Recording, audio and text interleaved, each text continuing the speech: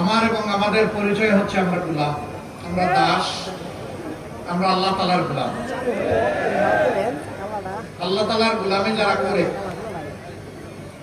তারা আল্লাহ ছাড়া কারো কাছে মাথা নত করে না। আল্লাহ তাআলার গোলামি যারা করে তারা কালো মেঘ দেখে ভয়ও পায় না। আল্লাহ তাআলার গোলামি যারা করে আল্লাহ তাআলার ভালোবাসা পাওয়ার জন্য তারা মানুষকে ভালোবাসে। আল্লাহ তাআলাকে খুশি করার জন্য তারা মানুষকে সম্মান করে। আমি আজ দাঁড়িয়েছি তরতাজা অনেক শহীদের এই ঈদগায়। বিশেষ করে আমি গভীর শ্রদ্ধার সাথে আমার দায়িত্বশীল নেতা, আমাদের বড় ভাই, এদেশের একজন প্রথিত যশা সাংবাদিক ছিলেন, একজন উঁচু মানের বুদ্ধিজীবী ছিলেন, আপনাদেরই গৌরব, জাতির গৌরব শহীদ কামারুজ্জামানকে আমি স্মরণ করছি। তার লাশটি আপনাদের এই মাটির বুকের উপরে আছে, আপনাদের কাছে আমরা আমানত রেখেছি। দুঃখের বিষয়, যে মানুষটার প্রতিবাদকে সহ্য করতে পারে নাই সেই মানুষটার লাশকেও সহ্য করতে পারে নাই। আপনারা সাক্ষী, সেদিন মনের মতো করে আপনারা তার জানাজা আদায় করতে পারেন নাই, আদায় করতে দেওয়া হয় নাই। সারা দিন ব্যাপী এই জানাজা অনুষ্ঠিত হয়েছিল, এক জানাজার পর আরেক জানাজা। এটি ছিল মানুষের ভালোবাসার ঢেউ। ভালোবাসা পয়সা দিয়ে কিনা যায় না, জোর করে আদায় করা যায় না। ভালোবাসা আসে মনের গভীর কন্দর থেকে। ভালোবাসা ধমক দিয়ে আদায় করার বিষয় না। ফ্যাসিবাদী শাসন কায়েম করেও ভালোবাসা আদায় করা যায় না।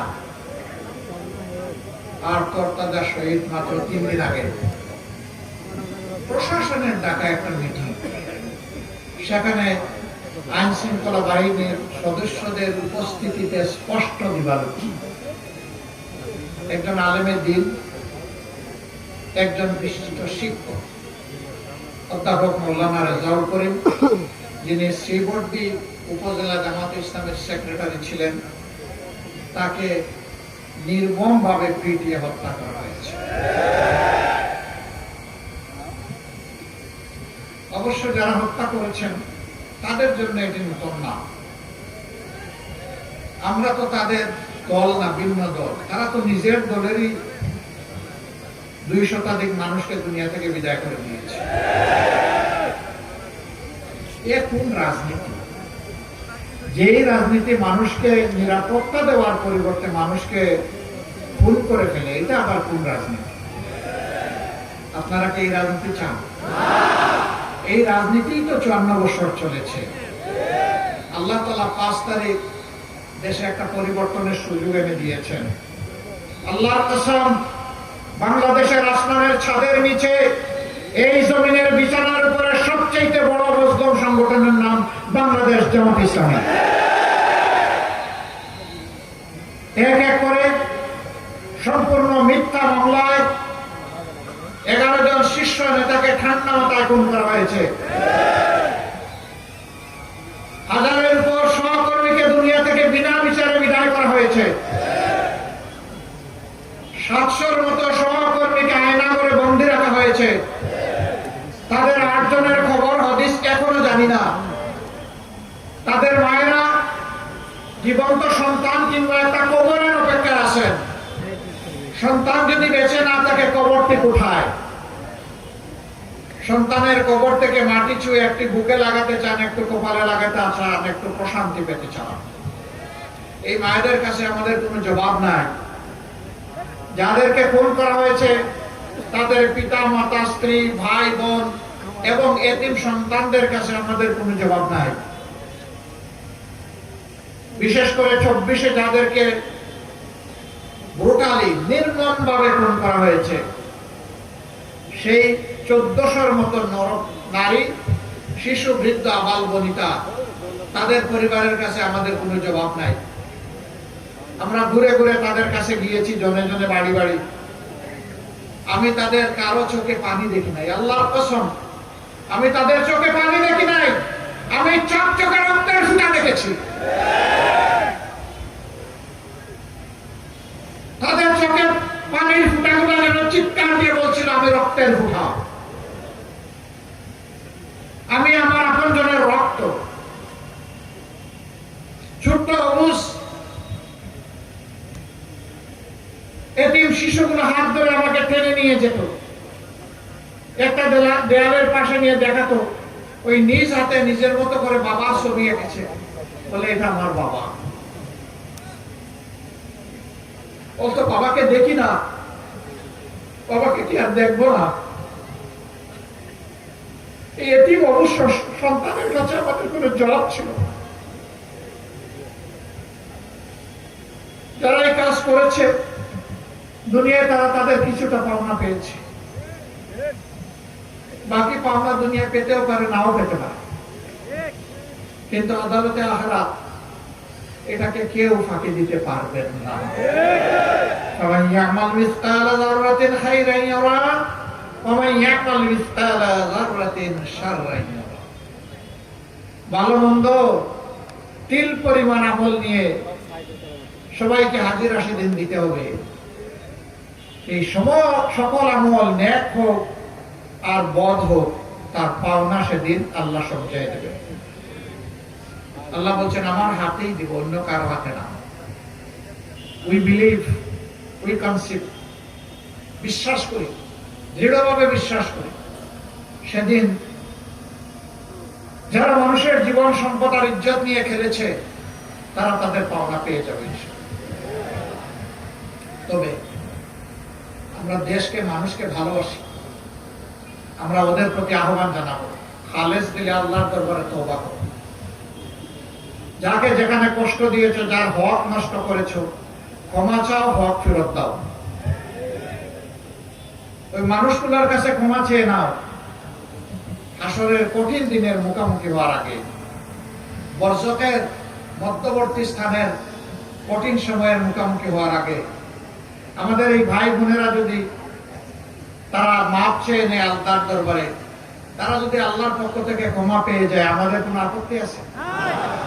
আপনাদেরকে আল্লাহ যদি আপনাদের নেক আমলের কারণে জান্নাত দেন, ওখানে কি আপনাদের জায়গা কিছু কমে যাবে? কমবে না। রাদার উইল বি হ্যাপি, আমরা খুশি হব যে আমাদেরই রক্তের অংশ, তারা বাইরের কেউ না। সবাই আমরা এক আদম আলাইহিস সালাতু সালাম এবং এক হাওয়া আলাইহিস সালাতু সালামের বংশধর। রক্ত আমাদের একটাই। সময়ের ব্যবধানে ভাগ বিভক্তি হয়েছে। আমার আপন ভাই, আমার আপন বোন জাহান্নামের আগুন থেকে যদি আমাদের দোয়ার কারণে মুক্তি পেয়ে যায়, হতে পারে এর উসিলায় আমরা আল্লাহর দরবারে মুক্তি পেয়ে যাব। অতএব আমরা তাদের কল্যাণ কামনা করি। এখান থেকে সবাইকে শিক্ষা নিতে বলি, পরিণতি দুনিয়ায় কি হয়, আখিরাতে কি হয়। আল্লাহ তাআলা তো জানাই দিয়েছেন, কুলিল্লাহুম্মা মালিকাল মুলকি তুতিল মুলকা মান তাশাউ ওয়া তানজিউল মুলকা মিম্মান তাশা। নবী জানিয়ে দাও, বিশ্ববাসীকে জানিয়ে দাও, আমার বিশাল সাম্রাজ্যে, অকল্পনীয় সাম্রাজ্যে ছোট ছোট ভূখণ্ড আমি তৈরি করে দিয়ে কিছু মানুষের হাতে সেই ভূখণ্ডের শৃঙ্খলা এবং শান্তি বজায় রাখার জন্য আমি দায়িত্ব তুলে দিই। আমি দেখি আমার এই নিয়ামতের তারা শুকর গুজারি করে কিনা, কৃতজ্ঞতা আদায় করে কিনা। যদি তারা শুকর করে, কৃতজ্ঞতা আদায় করে, তাহলে তাদের সম্মান আমি বৃদ্ধি করে দেই, আমি তাদেরকে ক্ষমতায় দায়িত্বে রাখি। কিন্তু যদি আমার আমানতের সাথে বেঈমানি করে, বিশ্বাসঘাতকতা করে, মানুষের সাথে যদি গাদ্দারি করে, তাহলে তানজিউল মুলকা মিম্মান তাশা, ছু মেরে নিয়ে যায়। এরপরে কি? এরপরে আল্লাহ বলছেন শুধু ক্ষমতা নিয়েই ছাড়ি না, শুধু ক্ষমতায় রেখেও আমি ছেড়ে দেই না। তুইজ্জু মান তাশা ওয়া তুযিল্লু মান তাশা বিয়াদিকাল খায়র ইন্নাকা আলা কুল্লি শাইইন কাদির। আল্লাহ তাআলা বলতেছেন যে আমি যাকে চাই তাকে সম্মানিত করি, আর যাকে চাই তার সম্মান কেড়ে নিয়ে তাকে চরমভাবে বেইজ্জত করি।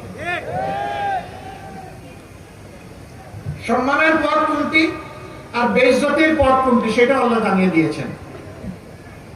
আফসোস, ইতিহাসের বড় শিক্ষা, মানুষ ইতিহাসের পাঠ নিয়ে শিক্ষা গ্রহণ করে না। এই সম্প্রতি মাত্র 17 মাস হয়েছে দেশে একটা বিশাল অকল্পনীয় পরিবর্তন হয়েছে। এর আগে 15.5 বছর সবগুলো রাজনৈতিক প্রতিপক্ষ দল সেদিনের আমরা ছিলাম মজলুম। সবচেয়ে বড় মজলুম জামাত ইসলাম। আমি খুনের কথা বলেছি, আমাদের সবগুলো অফিস সারা বাংলাদেশে 13.5 বছর একটানা বন্ধ। আমাদের নিবন্ধন কেড়ে নেওয়া হয়েছে, প্রতীক নাই, শেষ পর্যন্ত বেদিশা হয়ে আমরাও নাই, আমাদেরকে নিষিদ্ধ করে দিচ্ছে। ক্ষমতা থেকে সরে যাওয়া মাত্র 4 দিন আগে আমরাও নিষিদ্ধ। 5ম দিনে আল্লাহ তাআলা তার সিদ্ধান্ত বাস্তবায়ন করেছে। বুলডোজার দিয়ে আমাদের নেতা কর্মীদের ঘরদুয়ার ভেঙে চুরমার করে দেওয়া হয়েছে। কিন্তু যখনই আল্লাহ তাআলা 24-এর এই পরিবর্তনটা এনে দিলেন, আমরা রাস্তায় মিছিল করি নাই, উচ্ছ্বাস প্রকাশ করি নাই, স্লোগান দেই নাই, আমরা সেজদায় পড়ে আল্লাহ তাআলার শুকরিয়া আদায় করেছি।